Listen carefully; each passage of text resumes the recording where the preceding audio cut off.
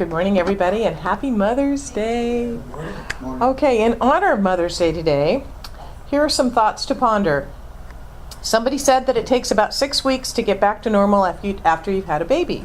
Somebody doesn't know that once you're a mother, there is no getting back to normal. Somebody said a mother is an unskilled laborer. Somebody never gave a wiggling infant a bath. Somebody said a mother can find all the answers to her child-rearing questions in the books. Somebody never had a 2-year-old stuff beans up his nose. Somebody said you learn how to be a mother by instinct. And somebody never took a 3-year-old shopping. Somebody said the hardest part of being a mother is labor and delivery. Somebody never watched her baby go into the classroom on the first day of kindergarten. Somebody said a mother can do her job with her eyes closed and one hand tied behind her back. Well, maybe. Somebody never organized 7 giggling brownies to sell cookies. Somebody said you don't need an education to be a mother. Somebody never helped a 4th grader do math. Somebody said being a mother is boring. Somebody never rode in a car driven by a teenager with a driver's permit. Somebody said a mother can stop worrying after her child gets married. Somebody doesn't know that marriage just adds a new son or daughter to a mother's heartstrings. Somebody said a mother's job is done when her last child leaves the home. Somebody never had grandchildren. Somebody said your mother knows you love her, so you don't need to tell her. Somebody is not a mother. If you are here with your mother this morning, turn and tell her that you love her. Aww. If you are a mom, served in the role of mom, had a mom, these flowers right here are for you, and I would like each of you to take one or more, depending on how many you want them. Take them at the end of the service so you have some fresh flowers at home. Today we celebrate mothers, and we also celebrate the divine feminine, which resides in all of us, male and female. This morning we're going to continue where we left off last week. Each of us has a unique journey to walk during this human experience. And while each pathway is unique, there is a common urge within all of us to transcend the mundane so that we might experience higher levels of being, higher levels of thinking, and higher levels of behaving in this human experience. This urge in each of us to reach for these transcendent ways of living is fueled by an underlying urge, a deeper desire to experience our oneness with the divine. Or said another way, to live the spiritual truth that we are, that each and every one of us is. This month, we are supported in this quest as we look at a different pathway of transcendence, each one taking us deeper and leading us higher into that desired state of consciousness and conscious unity with God. And as we walk through this human experience. Last week's pathway was the pathway to power, and you had an opportunity to choose a power word during the service. Does anybody, well, for those of you that were here, do you remember what your words were that you chose last week? You don't remember what you chose? Well, let me show you. These are some of the words. These are the power words from Power versus Force, which is an awesome book. And so these are the words that we talked about, the ones that are at a higher level. We talked about how some of the words were vibrated at a lower level, and some words were over like the 400, 500 level. And these are the words that vibrate higher. You didn't see that last week. That's good. Well, I talked about it. I just printed them out this time and put them on a slide. Oh, great. All right. So, but the idea is that the higher level words, when you are using those words and affirmations, that you are actually counteracting the ones like 30,000 people. You'll have to listen to my talk when it's online. Just go back and listen to next week, or last week's. The like one person at a higher level of a 400 can counteract like 30,000 people that are at a lower vibrational level. So we're super powerful when we're using these types of words. So my word that I chose was acceptance, and I created a statement or an affirmation around it to that I can use when the storms of life want to knock me around a little bit. So my statement is, I live in full acceptance of this perfect moment, regardless of what it looks like. I live in full acceptance of this perfect moment. You might want to create your own power statement for your own power word that you can use when things are maybe knocking you around just a little bit. So as I said, you want the full gist of it. Listen to the talk from last week, because that'll give you a little more idea of how powerful these words are. But today our pathway of transcendence is the pathway to clarity. Internal clarity is something that we all seek, but I know that we often are struggling to find it. The noises from the outer world, oh man, are they coming at us constantly, as well as the chatter within our own heads, can serve as great cover-ups to the still, small voice of truth. That's quoting Ernest Holmes there. I love this thought from Ernest Holmes in his book, The Power of an Idea. It is from the mountaintop of spiritual communion that we receive the inspiration, so we must keep the channel free and clear. We must provide a way for the ideas of spirit to flow into our minds and out into what we are doing. And we must give our consent to them. We must give our consent. We must agree and say, okay. As I was thinking about how we might provide a way for our ideas of spirit to flow into our minds and into what we are doing, and how we might give our consent to them, the image of the Hindu god Ganesha came to mind. Anybody familiar with the Hindu god of Ganesha? Made in the image of the elephant, Ganesha is known as, among other things, the clearer of obstacles. I got this visual of a large, lumbering elephant walking in front of us, swinging its trunk, clearing away all the obstacles on our path to keep us from clearly hearing the one clear voice. Clearing those obstacles that are in the way of keeping us from hearing that one clear voice. The voice that is God within, our inner voice. Because here's a truth statement. We all have immediate access to that voice. Immediate, right now, access to that voice. No one need go unguided through life, for all are divine at the center, and all are images of the Most High. That is Ernest Holmes. It's a direct quote from Ernest Holmes. Keeping in mind the image of this mighty and powerful, yet wise and loving elephant walking along our pathway of life, swinging its trunk to clear the way for us, let us look at 3 specific ways the sweeps of his trunk can create our pathway of clarity, so that we might be able to hear that inner voice guide us and lead us to where it is we want to go. So the first sweep is the sweep of shifting. The second sweep is the sweep of forgiving. And the third sweep is the sweep of opening. So if we want to reach clarity, this order is important.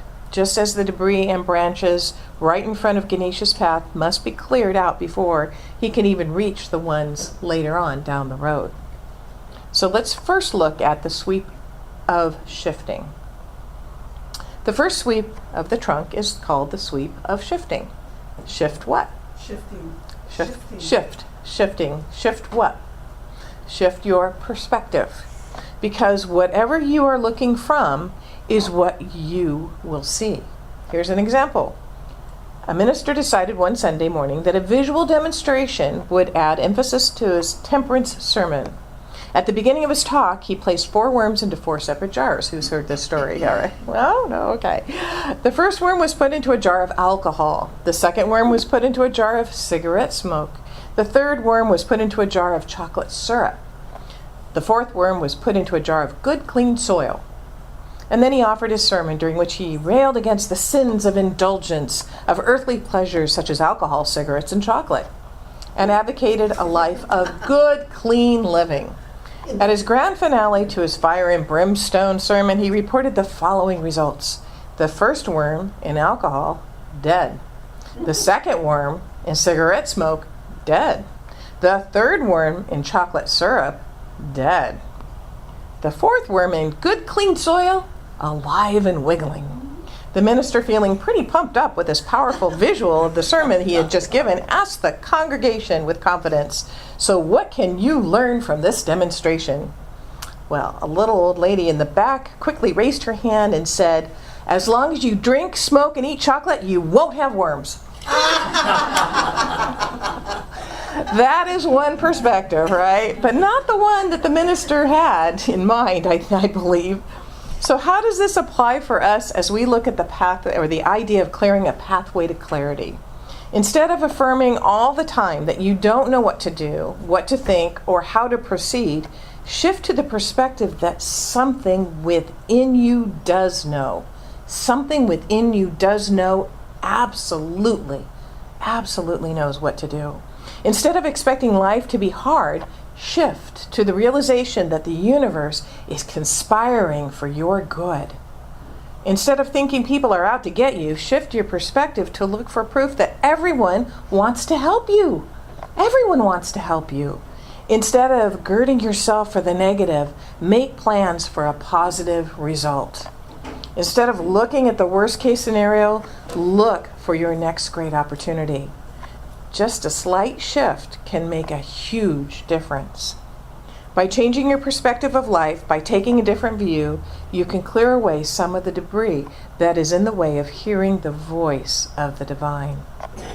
Perhaps this is what Jesus meant when he said to turn the other cheek. You know, we often think that he was saying, "Oh, just hit me here. No, now hit me here." I think that the interpretation is that he was saying, take a different viewpoint, shift your perspective. Everything changes when you look at something differently, right? So on to number 2, forgive. The second sweep of Ganesha's trunk is a sweep of forgiveness, which can only happen if you are first willing to shift perspective. In 365 Days of Science of Mind, Ernest Holmes wrote, "It is only when we have completely forgiven that we can get a clearance in our own minds, for we are judged by the judgment with which we judge." Oh, I'm going to repeat that. We are judged by the judgment with which we judge. If we criticize, condemn, and censure, then these are the attitudes that occupy our thinking. They will not only reflect themselves inwardly, they will also reflect themselves outwardly. They must, for the without is but an extension of the within. If we want a complete clearance of our attitudes, we must forgive everything and everyone, whether we like it or not, or whether we accept it or not. This is one of the great truths of life. Not only should we forgive others, but we should equally forgive ourselves. Until we release all of our own previous mistakes and failures, pain and suffering, we shall merely be monotonously repeating them today. A great deal of our trouble, both mental and physical, is built on an unconscious sense of rejection and guilt. A lot of words from Ernest Holmes were very wise. Every year, about 1,500 hikers set out to walk the entire Appalachian Trail in a single season. Only 10% complete the 2,160 miles of challenging terrain stretching from Georgia to Maine. One reason some people drop out early is that they carry too much in their packs. One man began his hike carrying a seriously overloaded backpack. He had a cassette player and 6 tapes of bird calls, an air pistol to keep the varmints away, a camera, a radio, and an alarm clock. The alarm clock ran on batteries, and he had an extra pack of batteries in his pack too. At his first stop, he was already exhausted and ready to quit when an experienced hiker helped him go through his pack and decide what to keep and what to send home. Each item was placed on a gram scale with the question, is it worth it? Do you want to carry this for the next 2,000 miles? The man discovered that his biggest problem was an accumulation of little things. Not the big things, the little things. Most of his extra weight was in ounces, not pounds. He didn't need half of what was in his first aid kit, nor the extra tube of toothpaste. His heavy multi-tool knife was replaced with one weighing only an ounce. A metal knife, fork, spoon set gave way to a single plastic spoon. He sent home 26 pounds of unnecessary weight. Whew, I can tell you, from my experience of backpacking through the Sierras on the Jarmir Trail, for weeks, seriously, we were out for at least a week, that we needed far less to survive and be happy and content than what we believed that we needed. And I was probably 15, 16. The most I was allowed to carry was 40 pounds. And that's a lot to carry. But it takes a lot to get it down to that amount. But you'd be surprised at how little you really need to be content. If you have regrets over past failures, judgments, or what or how things should be, or resentment towards circumstances or people in your life, you are carrying that negative into your future.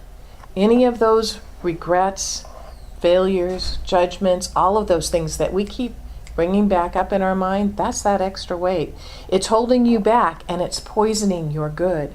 So the second sweep of Ganesha's trunk is the sweep of forgiveness of self and others.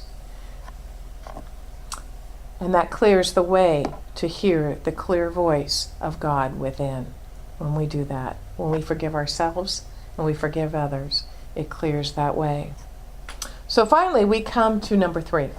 The third and final sweep of Ganesha's mighty trunk, which can only happen after we've had some shifts in perspective and done some forgiveness work, is the sweep of the willingness to be open to listening to and following the voice within.